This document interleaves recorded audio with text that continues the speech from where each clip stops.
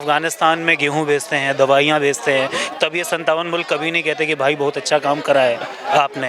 ठीक है, बिल्कुल खड़े हो जाइए, बुलडोजर के आगे खड़े होइए आप। तो हम तो कहते हैं इस चीज़ का, हम तो साथ देते हैं। बुलडोजर चले उसके आगे खड़े हो जाइए आप। क्या जरूरत है आपको दाएं बाएं ऐसे बोलने के, लोगों को बरगलाने के, भोले भाले लोगों को? कोई जरूरत नहीं है। काजी हैं, उन्होंने भी एक फिर बयान दे दिया टीवी डिबेट पे ही कि अगर पुलिस ने बुलडोजर चलाने की कोशिश की तो लोग सर पर कफन बांध कर सड़क पर। हाँ, तो बस ऐसे लोगों को सीधा आप अरेस्ट करें। हमारे ही लोग हैं, हिंदुस्तान का कोई हिंदू नहीं बाहर छवि बना रहा है, सिर्फ एक राहुल गांधी को छोड़कर। राहुल गांधी है जो विदेशों में जाके यहाँ के गुणगान करता है। एक बात बताइए हमको, कानपुर हिंसा में जब हिंसा हुई, अब विपक्ष नुपुर शर्मा को लेकर बहुत कि जल्दी से जल्दी गिरफ्तार कर लिया जाए। 57 देशों ने भी ये कहा है कि भारत माफी मांगे। तो एक बात बताइए कि ये इस्लामिक जो 57 देश हैं, ये भारत की संप्रभुता, अखंडता, जो हमारा आंतरिक मामला है, ये डिसाइड करेंगे कि भारत को क्या करना है क्या नहीं करना है। पहली बात तो ये है कि यहाँ पे क्लियर कट समझना है कि जो ये इशू है ये इंटरनल मैटर है हमारा, तो 57 देशों को इसमें बोलने का कोई मतलब नहीं है। और यहीं पर एक दूसरा सवाल ये भी है कि जब हम अफ़गानिस्तान में गेहूँ बेचते हैं, दवाइयाँ बेचते हैं, तब ये 57 मुल्क कभी नहीं कहते कि भाई बहुत अच्छा काम करा है आपने। ठीक है, और आज हमारे यहाँ घटना हुई, सही गलत पे तो बाद की बात होगी। ठीक, तो फिर उसके बाद आपको यहाँ पर कुछ कहने की ज़रूरत नहीं है, पॉइंट नंबर 1। दूसरा पॉइंट है कि शायद आपको याद होगा कि 6-7 महीने पहले एक कॉमेडियन है मुनव्वर फारूकी, तो मुनव्वर फारूकी का भी एक ऐसा वीडियो आया था। तब वही लोग जो आज नुपुर शर्मा को गलत ठहरा रहे हैं, तब कह रहे थे कि भाई ये तो फ्रीडम ऑफ स्पीच है। और तीसरा और जो सबसे ज़्यादा इम्पोर्टेंट पॉइंट है कि हमारे यहाँ ब्लास्फेमी पर, यानी कि भगवान को कुछ कह देने के अगेंस्ट में कोई लॉ नहीं है। तो ऐसा नहीं है कि नुपुर शर्मा ने जो बोला है वो अनकॉन्स्टिट्यूशनल है। भाई या तो आप भाई कोई लॉ ले आइए कि जिसके तहत ये बात जो है ये हो जाए कि भाई कोई कुछ नहीं कह सकता। ठीक है, और ऐसा नहीं है कि इस तरह की बात पहली बार हुई है। भाई मुस्लिम कम्युनिटी से भी कई बार कमेंट्स आए हैं, लेकिन कभी भी इस तरह के दंगे नहीं हुए। तो मेरा ये मानना है कि ये मैटर पूरी तरह से इंटरनल है। ऐसा नहीं है कि मैं कहीं से भी नुपुर शर्मा को सपोर्ट कर रहा हूँ, लेकिन ये भी सही बात है कि भाई वो सारे के सारे लोग भारत में भी जो किसी कारण से खुश हैं कि भाई भारत के ऊपर दबाव बना या बेइज्जती हो गई, ठीक है, वो कहीं ना कहीं जो है देश में दोबारा से एक खाई पैदा कर रहे हैं। ठीक है, जैसे मान लीजिए मैं न्याय करना चाहता हूँ, लेकिन जैसे ही मैं न्याय करूँगा तो आप कह देंगे कि भाई तुम झुक गए, है ना। तो उससे जो व्यक्ति न्याय कर रहा होता है उसको हमेशा लगता है यार गलत कर दिया। ठीक है, तो यहाँ पर सीधी सी बात आपको समझ में आनी चाहिए कि भाई कुछ गलत हुआ, जिसके बाद एक कार्रवाई हो गई और बात ख़त्म। अच्छा, सोशल मीडिया पे कानपुर हिंसा के बाद, कानपुर में मैं खासकर बात कर रहा हूँ, वहाँ पर जो मुस्लिम समुदाय के जो ग्रुप थे, 141 ग्रुप तो हयात के मिले हैं, 10 ग्रुप की एडमिन उनकी खुद वाइफ थी, उन्होंने खुद कबूला भी है कि मैंने उन जल्दी उन ग्रुप से मैसेज डिलीट किए। पुलिस ने यहाँ कार्रवाई करने की कोशिश भी की है कि जल्दी से उन मैसेज को रिकवर कर लिया जाए, लेकिन सोशल मीडिया पे एक हवा ये भी वहाँ पे कानपुर में उड़ाया जा रहा है कि जो हिंदुओं की दुकानें हैं उनको बंद, वहाँ से उनको बाइकआउट किया जाए, उनको सामानों को न खरीदा जाए। ऐसे क्या? देखिए, दो बातें हैं यहाँ पर कि इस तरह के ट्रेंड दोनों ही तरफ से हो जाते हैं। कई भाई हमने हिंदुओं की तरफ से भी देखा है कि बॉयकॉट की बात करी गई है और आज मुसलमान भी कर रहे हैं। मेरा बहुत सिंपल सा कहना है कि हिंसा गलत है, किसी भी पक्ष से हुई हो। वहाँ पर पत्थरबाजी हुई कानपुर में, जिसने ही पत्थरबाजी करी, अगर मुसलमानों ने करी तो स्ट्रिक्ट एक्शन होना चाहिए। ये ऐसा कुछ भी नहीं है कि भाई किसी भी तरह की हिंसा कहीं भी हो।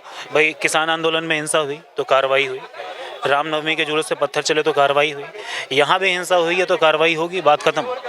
ठीक है, मतलब मुझे लगता है कि अब इस बात को और ज़्यादा खींचने की जगह सिर्फ इस बात पे ध्यान देना चाहिए कि पुलिस का काम है कानूनी कार्रवाई करना, हम पुलिस को अपना काम करने दें। अच्छा, पुलिस की बात आपने कर दी, तभी वहाँ के काजी हैं, उन्होंने भी एक फिर बयान दे दिया टीवी डिबेट पे ही कि अगर पुलिस ने बुलडोजर चलाने की कोशिश की तो लोग सर पर कफन बांध कर सड़क पर। हाँ, तो बस ऐसे लोगों को सीधा आप अरेस्ट करें। भाई अगर नुपुर शर्मा के अगेंस्ट धार्मिक भावनाएं भड़काने का चार्ज लग सकता है, ठीक है, तो फिर आप इन पर भी एक्शन लें, स्ट्रिक्ट एक्शन लें किसी भी तरह के आदमी को, और ख़ास तौर से रिस्पॉन्सिबल आदमी को।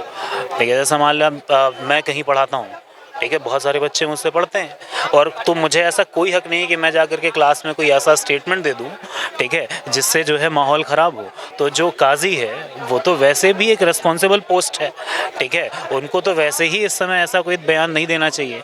भाई सरकार ने अपनी कार्रवाई ऑलरेडी कर दी है, ठीक है, तो कभी भी आप खास तौर से गाजी के लिए मैं कहूँगा कि उनको इस तरह का स्टेटमेंट देने का कोई हक नहीं है। अच्छा, एक लास्ट सवाल, हमारा अंतिम सवाल ये है कि जब भी हिंसा होती है, यूपी से लेकर अब मध्य प्रदेश, दिल्ली, कहीं भी अब शुरू हो गई है, तो वहाँ पे बुलडोजर चलना जायज़ है? हिंसा देखिए, अगर बुलडोज़र कोर्ट की तरफ से चलता है तो जायज़ है, लेकिन अगर प्रशासन चलाता है, भाई बुलडोज़र चलाने का मतलब ये है कि आपने एक फ़ैसला कर लिया है ना, कि भाई इसने कुछ किया है और इसकी संपत्ति तोड़ दो, तो फैसला करने का काम कोर्ट का है। अगर यही काम कोर्ट के थ्रू होता है तो वो न्यायिक प्रक्रिया के तहत होगा, तो उसमें कोई दिक्कत नहीं है। हाँ, लेकिन अगर प्रशासन लॉ एंड ऑर्डर तोड़ता है तो ये गलत बात है। नमस्कार, तो क्या नाम पड़ेगा? ललित मालगोटी। अच्छा, ये बात बताइए, बुलडोजर यूपी में चलना शुरू हो गया, कानपुर में, बुलडोजर चलना सही है कि नहीं कानपुर में, ये बताइए। देखिए, मैं एक चीज़ बताता हूँ, ये जो जहाँ का मुख्यमंत्री होता है उसका निर्णय होता है, वो कानून के जो है उसके आदर से जो भी कानून बना है उससे वो चले।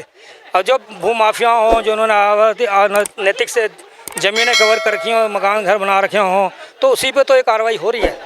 जो सही तरह से रूल और रेगुलेशन में उन पे तो कार्रवाई हो नहीं रही है।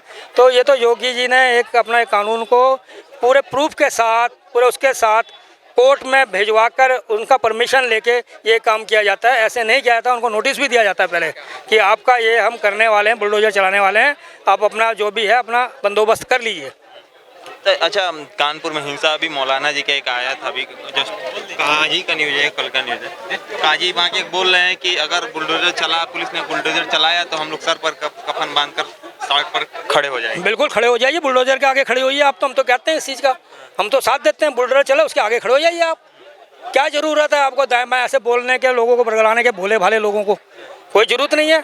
जो अनऑथराइज चीज़ है वो तो अनऑथराइज होगी। और आप मौलाना और क्या आप काजी, मुझे तो नहीं लगते आप मौलाना काजी हैं जो ऐसे भड़का रहे हैं। भाई सरकार तो अपना काम करेगी। अगर तुम सरकारी कर्मचारियों पे बाधा डालोगे, उनको पत्थर मारोगे, उनको नुकसान पहुंचाओगे, जो आपके शांति के लिए बने हुए हैं, आपके रक्षक के लिए बने हैं, तो भैया कोई ना कोई तो कानून आगे आएगा ना। उसको तो सुप्रीम कोर्ट भी नहीं रोक सकता, तो आप मौलाना जी क्या रोक लोगे? आप नहीं रोक सकते, आप पे इतनी हिम्मत नहीं है हिंदुस्तान के बुलडोजर को रोकने की। और वो भी खासकर योगी के आगे ना रास्ते में जैसे ही पोस्टर छपे, आस्ते आस्ते आने लगे पिंजरे के अंदर। क्यों आ रहे? बोल दे, रोक दो उनको, मत जाने की जरूरत नहीं है।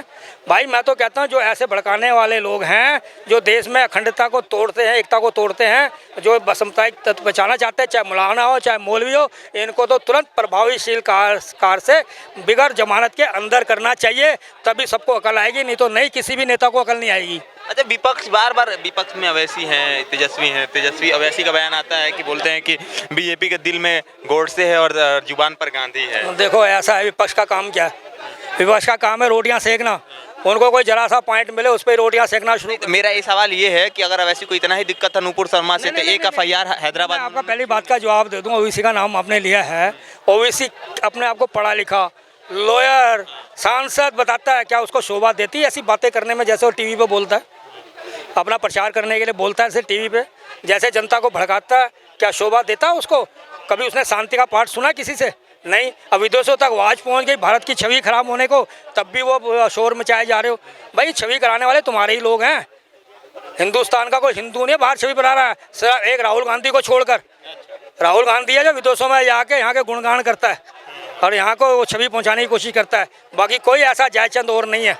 तो मैं कहना चाहता हूँ ओवैसी, आप जो कहते हो, ये बातें बनाते हो, आप सांसद होते हुए, कानून को जानकार होते हुए अगर ऐसी बातें करते हैं तो आपको शोभा नहीं देता। अगर आप मुगलों के शासन में जाना चाहते हो या मुगल का राज्य चाहते हो, तो वो जहाँ भी हैं वहाँ पहुँच जाओ, आप वहाँ राज्य करो, वहाँ शासन चलाओ। अच्छा, लालू यादव भी तबीयत खराब है, रहते हैं जेल में बंद, बार बार घोटालों में नाम आ जाता है।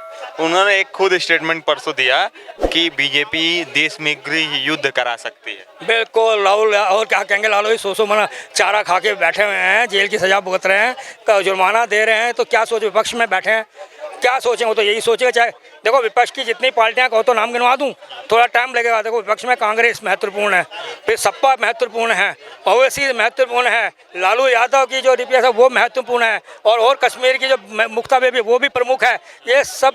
और एक पड़ोसी देश को मान लो पाकिस्तान, ये भी प्रमुख है। ममता बनर्जी तो ऐसा है, उसका तो अपना राज्य अलग से, ये बहुमत से इनका किसी का भाव नहीं। विपक्ष है वो तो अपने राज्य में है ना, राज्य कर रही है ना, ये तो कोई राज्य नहीं कर रहे जिनका मैंने नाम गिनवाया है। पेट में तो दर्द इनके होता है ना, पाकिस्तान के पेट में दर्द होता है, गड़ड़ गड़ड़, ऐसे ही वो जाके खबर पहुंचा देता है जाके संयुक्त राष्ट्र में कि भारत में मुसलमान दुखी हैं। अरे कभी ये भी बता दे चाइना में जो मुसलमान हैं कैसे हैं, वो खुश हैं क्या चाइना में? नहीं बताएंगे, नहीं बताएंगे ये लोग, क्योंकि ये तो मोदी की छवि को ख़राब करना चाहते हैं। और जो भारतीय जो है जनता पार्टी है, जहाँ इनके राज्य है, उनका एक ही नारा है, सबका साथ, सबका विकास और सबका उपयोग। कहने का मतलब ये है वो किसी जाति धर्म, चाहे मुसलमान हो, चाहे हिंदू हो, चाहे छोटी जात का हो, अनुसूचित जाति का हो, सबको एक समान से उनको काम को पूरा करती है। जैसे मकान दिए तो सबको दिए, बिजली दी तो सबको दी, क्या कहते हैं अपना रसोई गैस का दिया, सबको दिया, कोई भेदभाव नहीं है इसमें। चाहते तो भेदभाव कर सकते थे। और अनाज है, अनाज फ्री बांटा, सबको दिया। वैक्सीन सबको लगाई, फ्री लगाई, लाखों करोड़ों की पड़ती है। ये कोई सोचते हुए विपक्ष वाले कि अच्छा एक सवाल कि ये कई विपक्ष के नेता बोल रहे हैं कि आजमगढ़ रामपुर में चुनाव है, इसलिए कानपुर के मुद्दे को बढ़ा चढ़ा कर बताया जा रहा है। मैंने पहले ही कहा था विपक्षों का काम क्या है, मैं इनको ठगबंधन कहता हूँ। जब ये इकट्ठे हुए थे ना मायावती और तुम्हारे से सारे के सारे ये कांग्रेस और आप बनर्जी बंगाल के सब एक मंच पे आए थे ना, उसके बाद क्या हाल हुआ इनका? जब चुनाव हुआ है तो क्या हाल हुआ? सब अलग अलग बट गए, कहाँ गई इनकी एकता? तो भाई ये तो एक से काम रहेगा इनका जब तक विपक्ष में बैठेंगे, राजनीति इनके हाथ में नहीं होगी। तो ये तो जो एक सरकार बनी है काफ़ी सालों बाद, पूरे बहुमत से आई है, देश विदेश में इनकी छवि खराब करेंगे। और जो हमारी देश की जनता है जो गुमराह में आ जाती है, पहले नहीं आती थी, अब भी नहीं आएगी, पर जब कुछ आ जाती है भड़काव में तो भैया कुछ तो उनके भी तो पक्ष के होंगे। अच्छा आप मूलतः हैं कहाँ से, दिल्ली से या यूपी? मैं तो दिल्ली से हूँ। दिल्ली से हैं। अरविंद केजरीवाल को अगर हम कंपेयर करें योगी आदित्यनाथ जी से, क्या बात करते हो यार आप? अरे कई लोग यहाँ पे बोलते हैं कि बुलडोजर तो यहाँ पे बीजेपी। अरे क्यों बात करते हो यार, वो तो बुलडोजर चले नगर निगम ने चलाए हैं ना, जो इसने तो नहीं चलाए। जिसने भारत तेरे टुकड़े होंगे हजार उसका साथ दिया, उसकी चिट्ठी को ऊपर तक नहीं पहुँचाया, दबा के बैठा रहा, वो देश के टुकड़ों के साथ रहा, वो क्या करेगा? वो ये सोचो। ये दो चार उनके पास भी मुद्दे हैं, शिक्षा बेहतर कर दी, मोहल्ला क्लिनिक बना दिया, क्या बोलेंगे इस अगर मुख्यमंत्री होते हुए भी अगर इन छोटे काम को नहीं कर सकते ना, तो तुम और कुछ नहीं, तुम तो दिल्ली को स्विट्जरलैंड बना रहे थे, तुम तो यूरोप बना रहे थे दिल्ली को। यमुना के पानी, अरे क्या हुआ? यमुना का पानी तो इतना गंदा है, अगर वहाँ की जनता से इंटरव्यू लो तो उसकी सच्चाई का उसकी तहमत खुल जाएगी। मैं तो ये कहता हूँ, तहमत होती है ना, साउथ वाले तहमत मानते हैं, उसकी वो तहमत खुल जाएगी अगर तहमत बांध के आएगा। बिल्कुल झूठ है, कोई सच्चाई नहीं है। पानी इतना गंदा, पीने से फिल्टर पानी देने के लिए बात करी थी उसने देश को कि मैं दिल्ली को फिल्टर पानी दूंगा, शुद्ध जल दूंगा। कहाँ है? पैसा नहीं लूँगा। कितना पैसा बिल आ रहा है? बिजली का बिल फ्री होगा, कितना फ्री है, कितना बिल आ रहा है? कभी सोचा है? नहीं सोचा। वह जाना बिजली हज़ारों में काट देना, 10,000, 5,000, 6,000, 3,000, ये बिजली का बिल काट देना बेचारों का। पानी का बिल 4,000, 5,000, 3,000 काट देना, एक महीने का बिल बता रहा हूँ मैं आपको। इसके बाद सोच ले क्या इसने सस्ता किया, क्या महंगा किया। तो ये इसकी जो कहते ना कथनी और करनी और, ये साफ दिखाई देती है केजरीवाल की। ये खाली बस फ्री कर देने से, ये फ्री कर देने से इसमें जनसंख्या पूरी नहीं बैठ सकती है। लोग पूरे काम पे नहीं जाते, आज भी साइकिलों में जाते हैं, आज भी ट्रैफिक का मुकाबला करना पड़ता है, आज भी लेडीज़ें परेशान होती हैं, पर समझे नहीं है। पर वही है कि कुछ परसेंट कर देने से उसका 100% गुणगान करना इसकी आदत है। और वर्ल्ड गिनीज बुक में नाम आ जाएगा, लिम्का बुक में आ गया है कि सबसे झूठा मुख्यमंत्री दिल्ली का अरविंद केजरीवाल। चलिए धन्यवाद। इन सभी मुद्दों पर हमने बात की, दिल्ली से लेकर यूपी तक और जगह जगह केंद्र तक हमने भी बात किया। आप देख रहे हैं द रिपोर्टर अड्डा, कैमरा के पीछे साबिर अली, मैं दीपांशी यादव। धन्यवाद, नमस्कार, जय हिंद।